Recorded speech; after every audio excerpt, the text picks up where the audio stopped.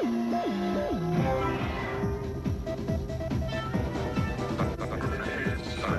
for years. TLC.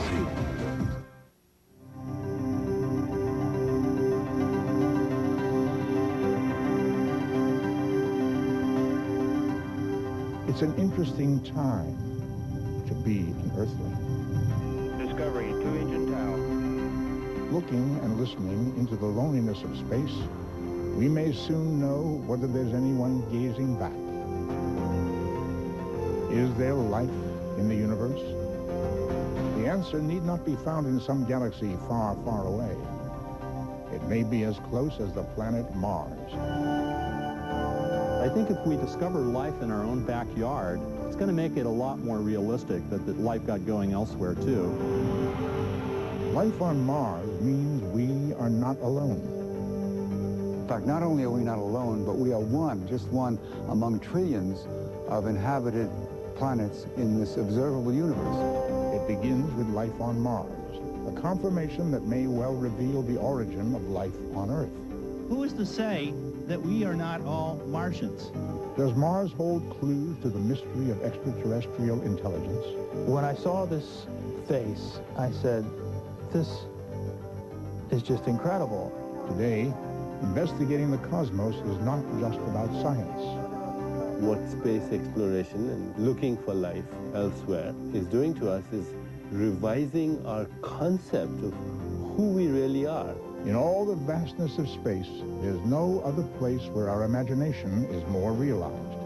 No other place that may reveal the mystery of our existence, like the planet next door.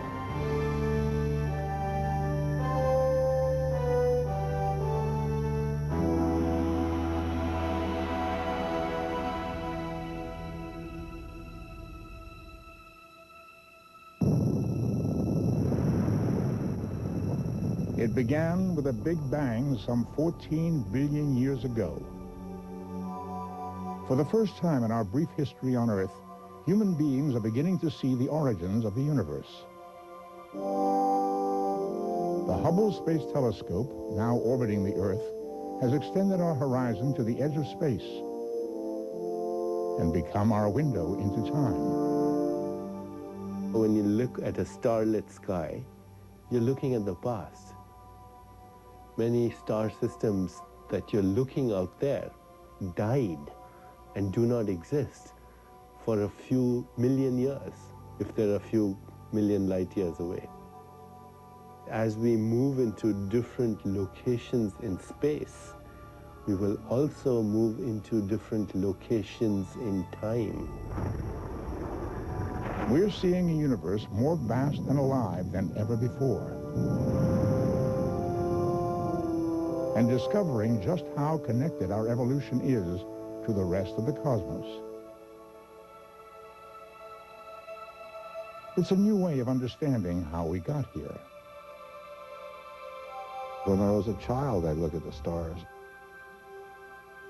I'd say they're very beautiful, and then I'd start to think, well, if I'm here and the stars are out there, is that just the way it is? I mean, we'll have no communication among these objects? In fact, the building blocks for life are continuously raining down onto all planets in the cosmos, including Earth. These building blocks are spreading life throughout the universe. They are a result of one of the most cataclysmic events in nature, the death of a star.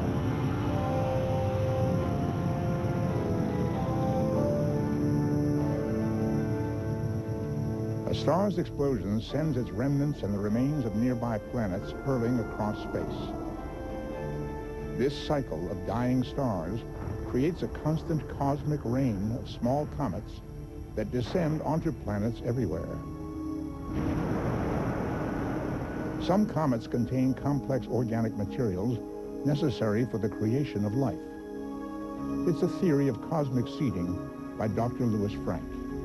Can we now think of ourselves as not being isolated? Our Earth isolated from the solar system, and hence also from the galaxy, the other star systems. But now must we consider that we're strongly coupled, all right, dancing, you know, through history, all right, along probably different paths, but in the same environment of a cosmic rain.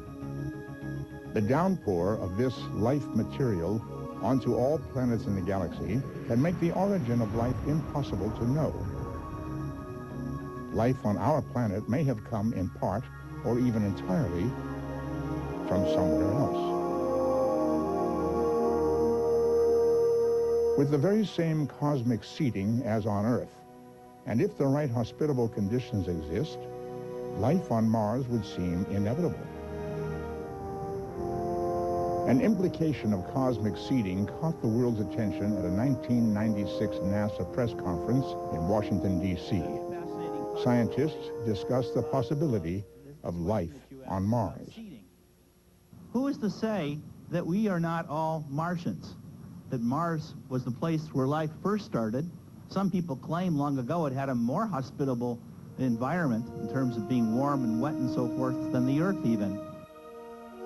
And if intelligent life can evolve on Earth, it allows at least an intriguing speculation for the possibility of past intelligent life on Mars.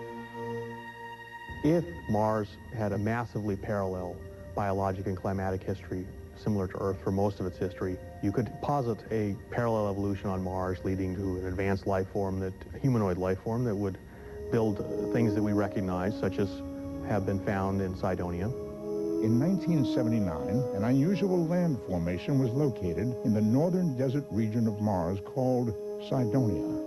Photographs of what is frequently referred to as the face of Mars have fueled speculation about the possibility of past intelligent life on the planet. Well, what's at issue is the question of scientists being willing to entertain the idea that maybe something up there could be artificial or not. Some believe it is a sign of intelligent life. Others say it is an attempt to elevate imagination into science. Is this thing an artifact that was carved by intelligent civilization, or is this merely a pile of rocks and a quirk of light, as has been said by many other scientists? A new book by a group of scientists and academicians who have examined the evidence continues to inspire a serious discussion.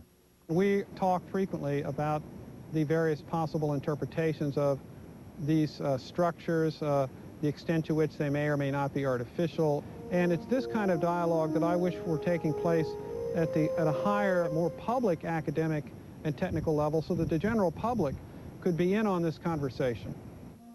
Today, the speculation that Mars contains signs of past intelligent life may sound shocking, but it was a common belief only a short time ago. Thanks to astronomer Percival Lowell, most Earthlings in the first part of the 20th century assumed Mars was a planet teeming with life. It was home to a civilization of beings who covered their planet with canals, carrying water across their parched world. From his private observatory in Arizona, built in 1894, Lowell made the study of Mars his life's work. So influential was Lowell's theory about intelligent Martians, it became the view commonly held by the public as well. For 50 years, the vision of a Martian civilization was largely one imagined by the popular culture. Novels and movies inundated us with all things Martian. Invasions, super intelligent beings, daily life on the planet's surface.